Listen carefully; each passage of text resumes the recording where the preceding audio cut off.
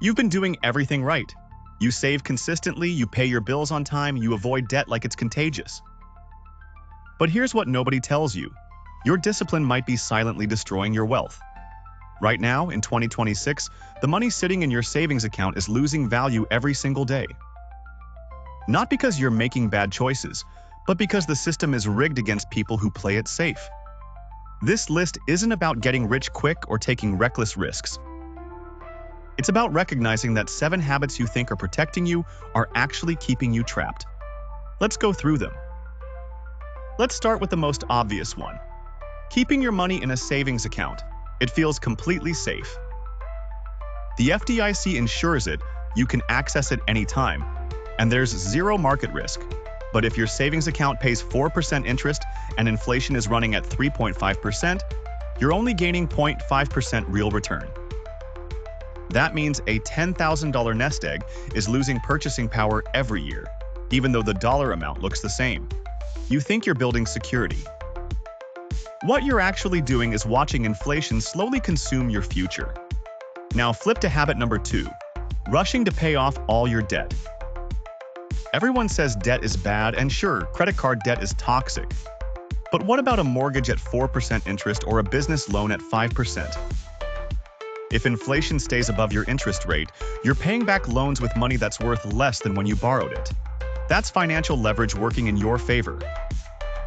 But instead, you sacrifice investment opportunities to clear the debt, and by the time you're debt-free, you've missed years of potential growth. The psychological relief isn't worth the opportunity cost.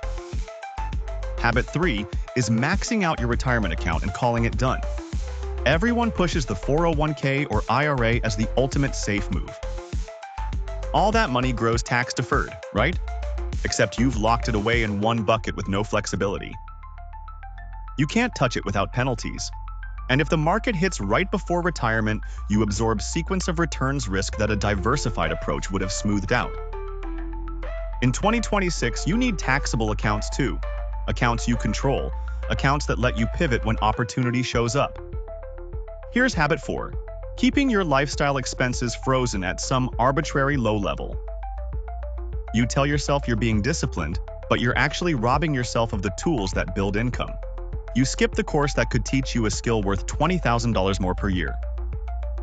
You avoid the therapist who could unlock mental blocks stopping you from negotiating raises. That's not discipline.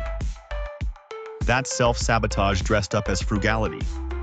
Strategic spending on yourself is one of the highest return investments you'll make.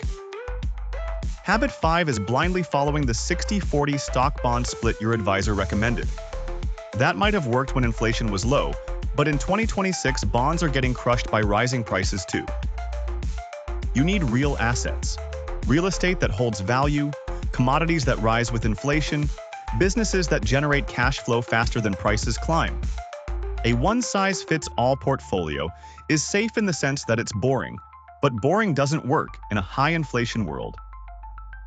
Habit 6 is treating real estate like it's too risky to touch.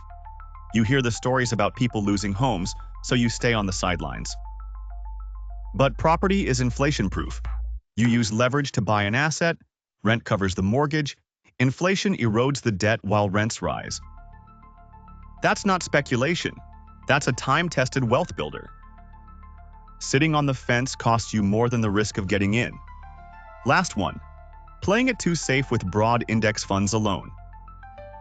There's comfort in owning a little piece of everything, but that comfort comes with diluted returns.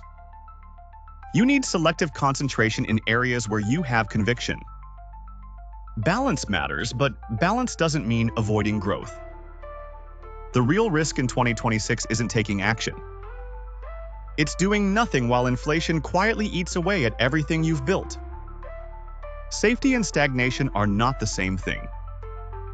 Which one of these 7 habits hit you the hardest?